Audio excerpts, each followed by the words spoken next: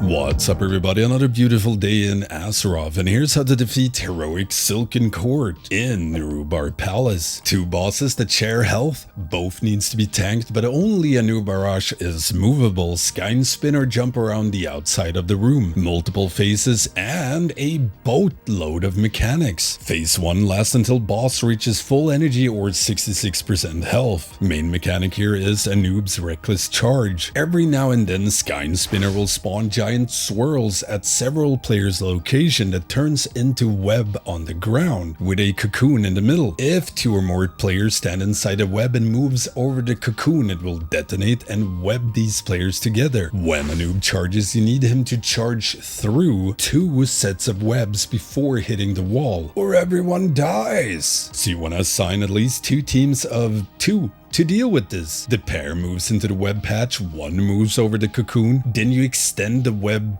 string so it crosses over a noob's charge. Make sure you don't move too far apart or the web will snap, indicated by the big circle around you when you're webbed. A Nerub'ar will always burrow, then charge straight towards Skyn wherever Skyn is in the room, so you can always pre-position yourself with the web. When Sky Spinner casts Venomous Rain, everyone needs to spread and healers be ready to flex a little. Tanks be mindful of a noob's frontal cone. Periodically a noob will spawn 3 ads that fixates players and tries to nibble on their feet. Make sure to stun, slow, etc. to keep him controlled, and kite if you're fixated. If possible, try to grip or knock him towards a noob so you can cleave him down. Sky Spinner will jump around a lot, so when possible try to move a noob to Sky. Tanks, you want to swap on 1 to 3 stacks of Piercing Strike. Stacks will reset during intermission, so you can actually solo tank each boss, pending tuning. At full energy or 66% intermission starts. A noob burrows away and Sky Spinner leaps into the middle, gains an absorb and starts casting Shatter Existence. And the phase ends when the absorb is depleted. During this, several voidy web cones shoot out one by one, deals a ton of damage and knocks you back if hit, making subsequent cones harder to dodge if you survive. Try to always keep track of which cone will detonate next and move into it as soon as it does, so you'll be safe for the next ones. Following this, phase 2 starts. Sky Spinner gets empowered and a noob no longer charges, but will still spawn ads and has a frontal cone. Main mechanic for phase 2 is the Cataclysmic Entropy and a noob's Stinging Swarm. A noob will debuff 3 players with Stinging Swarm, which lasts forever, dealing ticking damage and increases that player's damage taken by 50%. When you dispel it, it jumps to the nearest player or Sky Spinner. When Sky Spinner casts Cataclysmic Entropy, you need to dispel Stinging Swarm, so they jump to Sky Spinner, because at 3 stacks of this boss or players gets disoriented and takes 150% increased damage for 12 seconds. However, a Stinging Swarm dot only lasts for 12 seconds on boss, so you need to dispel all 3 in quick succession or it's a wipe. And if all 3 goes on a player, they will also get disoriented and you lose the debuff and it's a wipe. Boss will always jump into the middle to cast this, so you can place 3 marks around where she will be and have Stinging Swarm players move to those to avoid the debuff jumping between the players. Other than that, every now and then Sky Spinner will pull the entire raid to her location and web them together and start casting a giant AoE. Don't be inside the purple circle when it goes off unless you're journeying for the great beyond.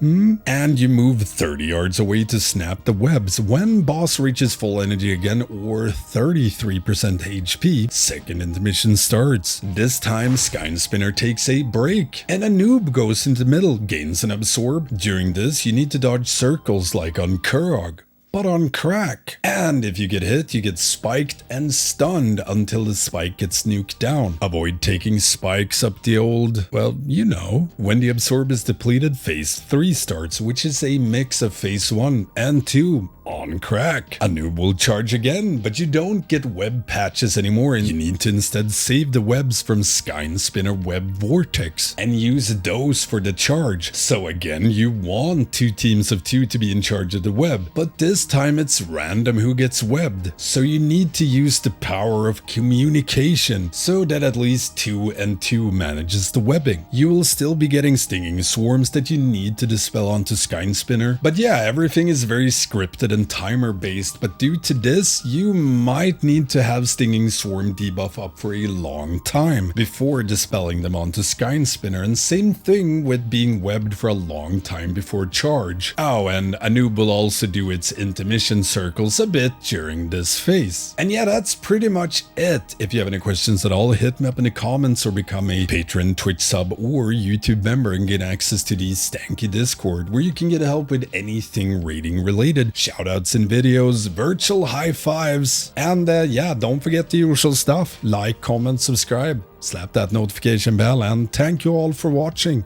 I will see you next time.